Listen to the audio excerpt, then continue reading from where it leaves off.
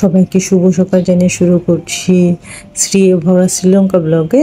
এটা আমাদের শ্রীলঙ্কা ভ্রমণের দ্বিতীয় দিন। আমার এই 15 মিনিটের ভিডিওতে আমি চেষ্টা করব আমাদের ক্যান্ডি থেকে একদমই বাংলাদেশে ব্যাক করা পর্যন্ত। মাঝখানে আমরা নোয়ারেলিয়া যাব আর কলম্বোতে একদিন থাকবো।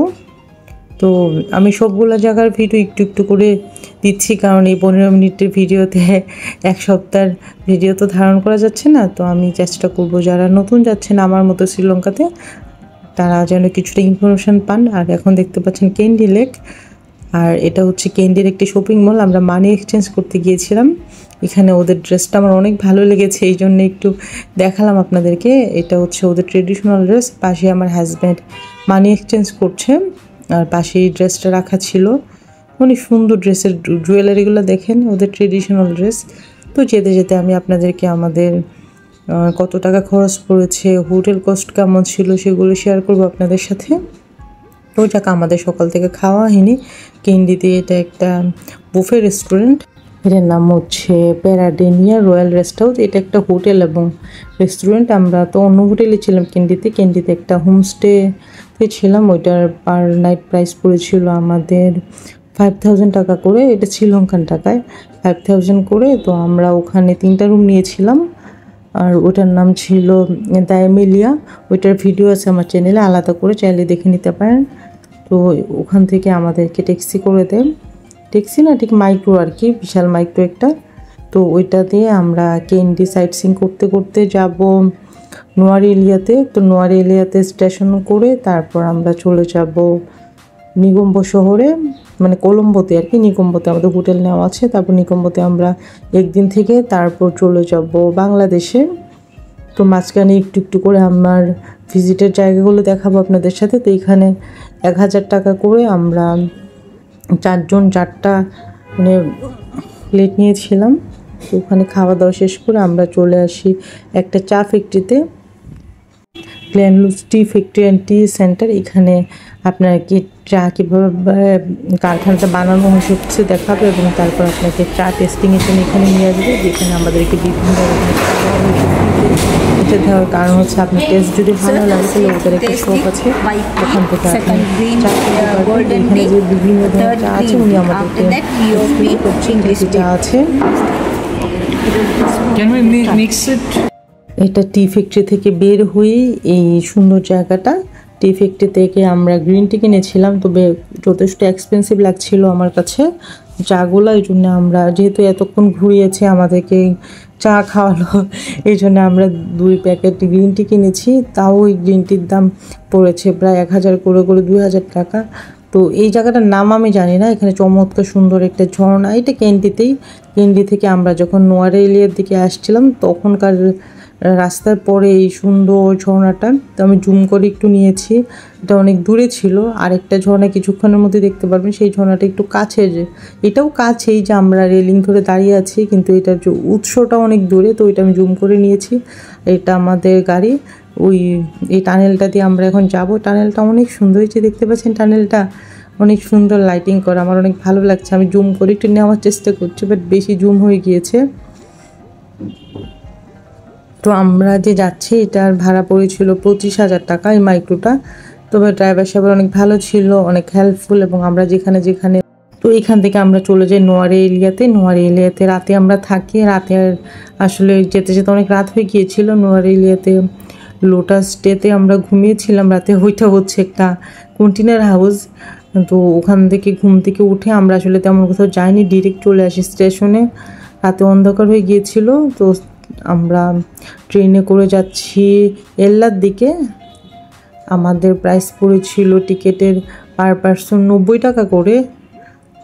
এটা স্ট্যান্ডিং টিকিট ছিল, আমরা কোনো সিট পাইনি। আর যেতে যেতে এই চমৎকার সুন্দর ভিউটা। তো শ্রীলঙ্কান একজন মহিলা খুবই ভালো, উনি আম্মু দাঁড়িয়ে আছে দেখে আম্মুকে বসতে দিয়েছে। তো আম্মুর কোলে আমার ছেলে তাসিন বসেছিল। তো যদি আপনারা ট্রেনে জার্নিটা করতে চান তাহলে চেষ্টা করবেন আগে ভাগে অনলাইনে টিকিট কাটার জন্য। আমরা অনলাইনে টিকিট কাটার চেষ্টা করেছিলাম, কিন্তু টিকিট শেষ হয়ে গিয়েছে। তো ক্যান্ডিতেও গিয়ে ট্রাই করলাম টিকিট কেনার, কিন্তু ওরা বললো ইনস্ট্যান্ট টিকিট দিবে, মানে স্ট্যান্ডিং টিকিট দিবে, আগে থেকে টিকিট করতে হবে না। আর এটা হচ্ছে একটা রেলওয়ে স্টেশনে এই পুরনো এটা ট্রেনের ইঞ্জিনটা এভাবে দাঁড়ানো ছিল, আমার ভালোই লাগছিল, তো এই জন্য একটু ভিডিও করলাম। তা আমাদের উদ্দেশ্য এখন এল্লাতে আমরা 2 দিন থাকবো, তারপর রাভানা রেঞ্জ হোটেলে ঘুরবো। যাওয়ার সময় এই যেটা হচ্ছে ট্রেনে প্রচুর ইউরোপিয়ান, এই যে সব দাঁড়িয়ে আছে, কিছু বসে আছে, আমি নিজেও দাঁড়ানো, প্রায় 3 ঘন্টার মতো দাঁড়ানো। তো পাশে একটা পিচ্চি ছিল, পিচ্চিটার সাথে কিছুক্ষণ বসেছিলাম মাঝখানে। যাক, আমরা স্টেশনে চলে এসেছি, কিছুক্ষণের মধ্যে নেমে চলে যাব আমাদের এল্লাম হোটেলে ব্রড ভিউটা আমার বারান্দা থেকে এটার আকাশটা এত সুন্দর ছিল, ওই যে দেখতে পাচ্ছেন এল্লা লেখা। এটা হচ্ছে আমাদের ব্রড ভিউ। যাওয়ার পরে এগুলো আমাদেরকে প্রোভাইড করে, মানে ওয়েলকাম ড্রিঙ্কস হিসেবে চা, তারপর কলা এগুলো দেয়। তো আমি নিজে একটু ছবি তুলছিলাম। তো পাশে না এরকম ওপেন ডাইনিং থেকে এরকম বানরগুলো যাচ্ছিলো, অনেক কিউট লাগছিলো, মানে কন্টিনিউয়াসলি এই রুট ধরে বানর যেতে থাকে। এটা হচ্ছে আমাদের ডাইনিংয়ের পাশেই। এটা যেহেতু একটু রিসোর্ট ছিল, এই জন্য প্রচুর গাছ। কিন্তু কিছুক্ষণ পরে আমি নিয়ে যাব আপনাদেরকে আমার রুমটা থেকে, যে আমার বারান্দার আকাশটা এত সুন্দর। এই যে এটা হচ্ছে আমাদের বারান্দা থেকে এরকম আকাশ দেখা যায়। এই যে গাছগুলোতে কাঠবিড়ালি, বিভিন্ন ধরনের প্রাণী ঘুরে ঘুরে বেড়ায়, সবগুলো আমি চিনিও না, অনেক রকমের পাখি। নিচে হচ্ছে আমাদের ডাইনিং, ওই যে রুমটা ওগুলো হচ্ছে আমাদের ডাইনিং। পাশেও আরও রিসোর্ট আছে। তো আমার আকাশটা আসলে এত সুন্দর লাগছে। আর এল্লাতে কিন্তু যথেষ্ট ঠান্ডা, আপনারা এখানে আসার সময় চেষ্টা করবেন যথেষ্ট শীতের জামা কাপড় নিয়ে আসার জন্য, মোজা, যদি উইন্টার আসেন তাহলে হ্যান্ড গ্লাভস, মাস্ক অবশ্যই নিয়ে আসবেন, কারণ এখানে প্রচণ্ড ঠান্ডা। রাতে তো আমার এখানে খেতে গিয়ে একদম নাক বন্ধ হয়ে গিয়েছিল। তারপর আমি ডাইনিংয়ে খেতে যাইনি, রুমে খাবার আনিয়েছিলাম। আর এটা হচ্ছে আমাদের রুমের সামনে ওদের গ্যারেজ। এই যে এই রুট ধরে সামনে অনেকক্ষণ আমরা হেঁটেছিলাম। সামনের ভিউটা অনেক সুন্দর, আর আশপাশে নতুন অনেক রিসোর্ট হচ্ছে। বোর্ড বইয়ের প্রাইস পড়েছিল পার নাইট আমাদের 7000 করে। আমরা 3টা রুম নিয়েছিলাম। তো আমাদের 2টা রুম পাশাপাশি, আর একটা রুম একটু নিচে ছিল, মানে একটু কটেজ টাইপের আর কি, মানে সিঙ্গেল ফ্যামিলির জন্য থাকতে পারে। যে পাশাপাশি 2টা রুম, এটা হচ্ছে আমার রুমের সামনে এবং সুন্দর কিউট ফুলের গাছ ছিল। এটা হচ্ছে রাস্তা, এই পাশে আম্মু ছিল, সামনের রুমটা ছিল আমার, আর আমার দেবর ছিল আর একটু দূরে একটা রুমে ছিল, মানে ও একটু দূরেই নিয়েছে। এই বারান্দা থেকে এটা হচ্ছে ওদের কিচেন আর ডাইনিং, আর নিচে কাপড় ওয়াশ করে, আপনি যদি চান আপনার কাপড়ও ওয়াশ করে নিতে পারবেন। এটা হচ্ছে আমার রুম, আর এটা ওয়াশরুম, এটাও সোফা। রুমটা যথেষ্ট নোংরা হয়েছে। আর এই হোটেল থেকে আমাদের সকালবেলা ব্রেকফাস্ট প্রোভাইড করা হয়। ব্রেকফাস্টে থাকে রুটি, তারপর বাটার, বিভিন্ন রকমের ফ্রুটস থাকে, চা তো থাকেই, প্যাকেট চা কফিগুলো থাকে, আপনার মিক্স করে নিতে হবে, দুধ দেওয়া হয়, চিনি দেওয়া হয়, আর রুটি থাকে আরেকটা, মানে 2-3 রকমের রুটি দেয়, একটা পাটিসাপটার মতো পিঠা দেয়। তবে প্রতিবেলাতেই ওরা দেখা যায় প্রচুর ফ্রুটস দেয়। আর দুপুরে রাতে আমরা খেয়েছিলাম, এটার জন্য আমরা আলাদা করে পে করেছি। তো প্রতিবেলা আপনি 2,500 থেকে 3,000 টাকার মধ্যে আমরা 4 জন খেতে পেরেছি, পেট ভরি। মোটামুটি খাবার মান ভালো ছিল, যেমন একবেলা সবজি, ভেজিটেবল ছিল। তো আমরা ওখান থেকে ঘুরতে চাই রাভানা রেঞ্জ যেটা রাভানা ফ্লাইং বলে এটাকে। এই যে এখানে আমরা চড়েছিলাম, আমরা 2 জন চড়েছিলাম, উনি যদি সিঙ্গেল চড়ছে, 2 জনে ওখানকার প্রাইস পড়ে 7,500 টাকা, তো বাংলাদেশি টাকায় মনে হয় 2,500 টাকার মতো পড়ে। তো আমি আমার হাজব্যান্ড চড়েছিলাম এটাতে। পাশে আছে একটা সুইমিং পুল, যে আমার ডান দিকে, এখানে চাইলে আপনি সানবাথ করতে পারবেন। এখানে ম্যাক্সিমাম ইউরোপিয়ানরাই সানবাথ করার জন্য আসে। আর পাশেই আছে একটা সুন্দর ঘর, যে খড়ের ছাউনি দিয়ে ওখানে ড্রেস পাওয়া যায়, ওখানে চাইলে আপনি ড্রেস ভাড়া করে একদম বারবি ডলের মতো সেজে এখানে চড়তে পারবেন। তবে এটার জন্য আপনাকে পে করতে হবে 3,000 টাকার মতো। তো আমি আর ড্রেস নিইনি, আমার এখানে চড়ার ভিডিও আছে আমার চ্যানেলে, অন্য ভিডিওতে, তো চাইলে আপনারা দেখে নিতে পারবেন। আমার শ্রীলঙ্কা প্লেলিস্টে শ্রীলঙ্কা সবগুলো ভিডিও আছে। যেহেতু 6-7 দিন আমরা ঘুরেছি, আসলে 15 মিনিট 20 মিনিটের ভিডিওতে, একটা ভিডিওতে তো দেওয়া আসলে সব দেওয়া সম্ভব না। আমার অনেকগুলো ভিডিও আছে চ্যানেলে, চাইলে দেখে নিতে পারেন আপনারা। তবে এখানে কিন্তু লিটল অ্যাডামস পিক যে পাহাড়টা আছে ওইটাতে চড়তে পারবেন। তবে অনেক হাঁটতে হয়, সাথে আম্মু ছিল, তাসিন ছিল, এই জন্য আমরা আসলে চড়ি নাই। তো এখানে কিন্তু জিপ লাইন আছে, চাইলে জিপ লাইনে চড়তে পারেন। তো জিপ লাইনে চড়তে 9,000 টাকার মতো লাগে। তো ওই জন্য আমরা আসলে 4-5 জন ছিলাম, এতগুলো টাকা দিয়ে জিপ লাইনে চড়তে ইচ্ছা করে নাই। তবে শ্রীলঙ্কা ঘুরতে গেলে অবশ্যই পায়ে এনার্জি রাখতে হবে। যদি আপনি হাঁটার অভিজ্ঞতা না থাকে তাহলে আসলে ঘুরে এনজয় করতে পারবেন না। দেখতে পাচ্ছেন আপনারা সবাই আসছে, কারণ রাভানা যে এরিয়াটা আছে, রাভানা যে এটাকে বলে অ্যামিউজমেন্ট পার্ক, তো আপনারা এখানে প্রচুর হাঁটতে পারলে এনজয় করতে পারবেন। দেখার অনেক কিছু আছে, কিন্তু যারা হাঁটতে একটু প্রবলেম হয়, পায়ে সমস্যা যাদের, তারা কিন্তু এখানে গিয়ে এনজয় করতে পারবেন না। তো যাক, আমরা চলে যাই লোটাস টাওয়ারে।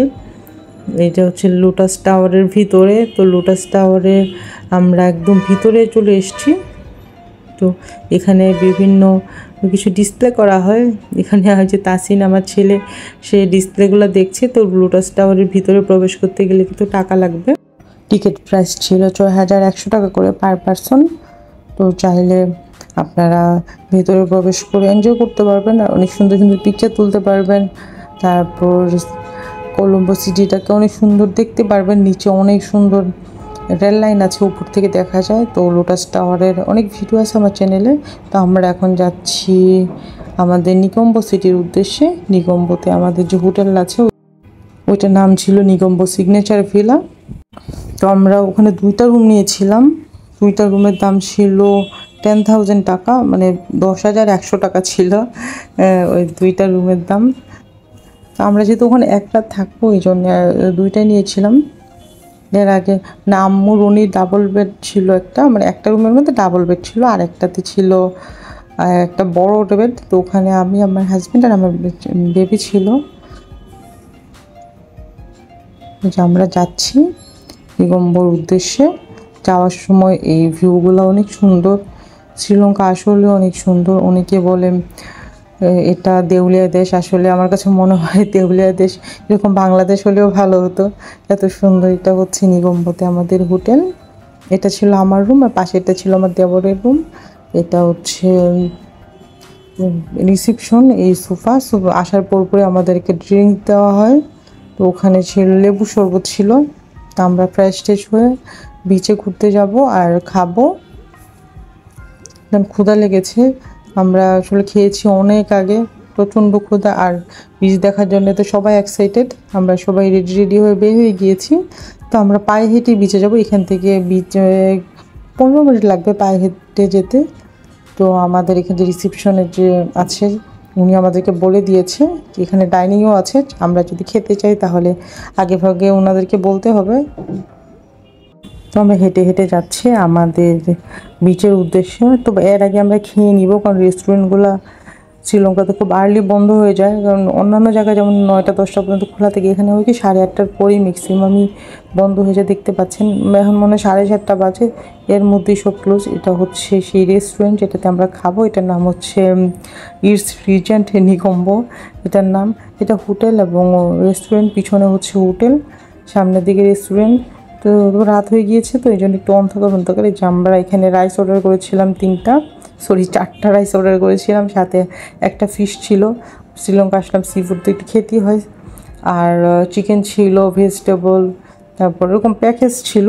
তো আমাদের এই 3-3.5 মধ্যেই সব খাবার দাবার হয়ে যায়। তারপর আমরা হেঁটে হেঁটে চলে আসি বিচে। এই রেস্টুরেন্টের পিছনে কিন্তু বিচটা ছিল, মানে ওখান থেকে 4 মিনিট লাগে হেঁটে যেতে, এরকম একটা এই যে বিচ। এই পাশে অনেক হোটেল আছে, যারা এই হোটেলগুলোতে থাকে তারা তো একদম বিচ থেকেই হোটেল দেখতে পায়, এরকম আর কি। মানে যদি ওখান থেকে হাঁটে 2 মিনিটও লাগবে না হোটেল থেকে নেমে বিচে আসতে। তবে এখানে একটা বেড়া দেওয়া আছে। যাক, সকালবেলা আমরা আবার ফ্লাই করি বাংলাদেশের উদ্দেশ্যে। আমাদের প্লেন ফেয়ার ছিল 64,000 টাকা যাওয়া আসা। আমরা গিয়েছিলাম শ্রীলঙ্কান এয়ারলাইন্সে। তবে আমাদের এক্সপিরিয়েন্স খুব ভালো ছিল শ্রীলঙ্কার। ভালো থাকবে, আর ভিডিওটা কেমন লেগেছে অবশ্যই জানাবেন। তো আমরা ওখানে গিয়ে পৌঁছাতে টাইম লেগেছিল আমাদের প্রায় 3.5 ঘন্টার মতো। তো এখানে আমাদেরকে প্রতিবেলায় একটা লাঞ্চ প্রোভাইড করা হয়। আসার সময় যাওয়ার সময় প্রথমবার ছিল বিরিয়ানি, আর আমরা যখন বাংলাদেশে ব্যাক করি তখন আমাদেরকে দেওয়া হয়েছিল রাইস। তো রাইসের সাথে ছিল চিকেন, ভেজিটেবল।